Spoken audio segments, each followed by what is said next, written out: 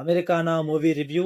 ఈ movie 1 hour and 47 minutes తో prime and lines gate play లో స్ట్రీమ్ అవుతుంది. ఇంకా ఈ మూవీ ఎలా ఉందంటే, మూవీలో స్టోరీ గైస్ చాలా అంటే చాలా కన్ఫ్యూజ్ చేస్తూ నరేట్ చేస్తారు. మూవీలో ఏంటంటే పార్ట్ 1, పార్ట్ 2, పార్ట్ 3, పార్ట్ 4 ఉంటాయి అన్నమాట. ఆ పార్ట్స్ అన్నిటికీ లింక్ ఉంటుంది. పార్ట్ 1, పార్ట్ 2, పార్ట్ 3, పార్ట్ 4 అలా పెట్టడం వల్ల మూవీకి ఏమైనా ఉపయోగం ఉందా అంటే ఏం లేదు. నాకు మూవీలో స్టోరీ ఎలా అనిపించింది అంటే, అటు ఇటు చేసినట్టు ఇటు అటు చేసినట్టు అనిపించింది. మూవీలో స్టోరీ చూపించేది ఏందో పర్ఫెక్ట్ గా చూపిస్తే కొంచెం బాగుండు అనిపించింది. ఇంకొకటి ఏంటంటే, మూవీలో ఒక పిల్లోడు ఉంటాడు. ఆ పిల్లోడు గైస్ ఏది పడితే అది మాట్లాడుతూ ఉంటాడు. ఆ పిల్లోడు మాట్లాడేదానికి ఆ మూవీకి సంబంధం ఉండదు అనమాట.